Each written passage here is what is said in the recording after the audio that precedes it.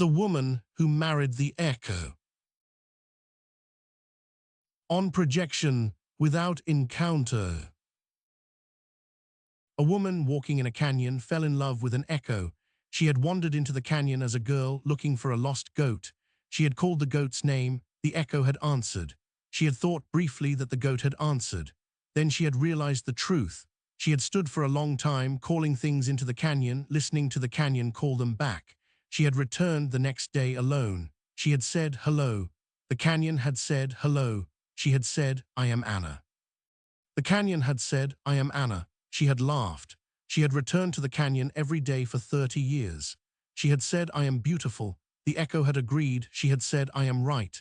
The echo had agreed. She had said, "No one understands me."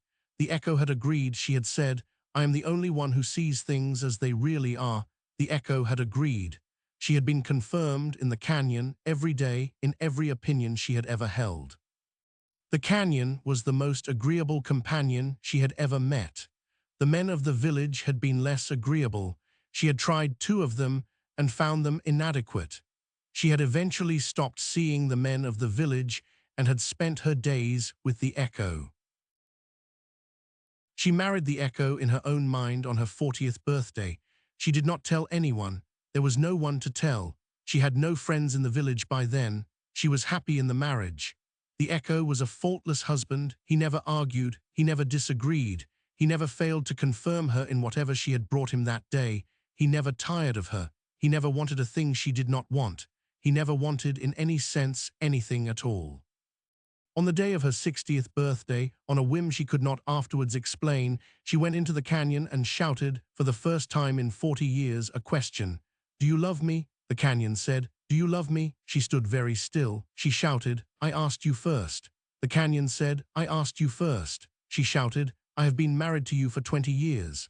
The canyon said, "I have been married to you for 20 years. She sat down on a rock. She understood then what she had married. She had not married a husband. She had married a question. She had been asking a question every day for 40 years, and the canyon had been returning the question to her, and she had been mistaking the returned question for an answer. She had married, in some sense, no one. She had been alone in the canyon all along. She climbed out of the canyon that evening with great difficulty. She had grown old in it. Her knees were weak. She had to stop several times. At the top, she looked back. The canyon was as it had always been. The echo was still there. She did not call into it. She walked back to the village.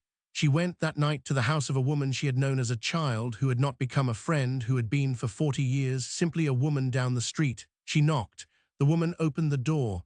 "It has been a long time," said the woman. "Yes," said Anna. "May I come in?" The woman let her in. They sat at the kitchen table. The woman gave her tea. For the first time in 40 years, Anna said something and waited and did not know what would come back. The woman did not agree. The woman said, "That is not how I see it at all." Anna wept. She had not been disagreed with for 40 years. The disagreement was the first new thing she had heard in 4 decades. It was uncomfortable. It was also a meal. She had been starving on the echo's agreement and had not known. She drank her tea slowly. She came back the next night. She lived for 15 more years. She was disagreed with often.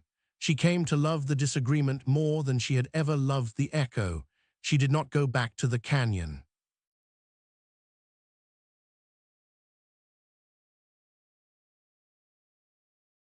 The echo is not a husband. The echo is your question returned. You have been married to no one. The disagreement of a real other is uncomfortable. It is also a meal. You have been starving on agreement and did not know. Exile. Tales of the Bleeding One.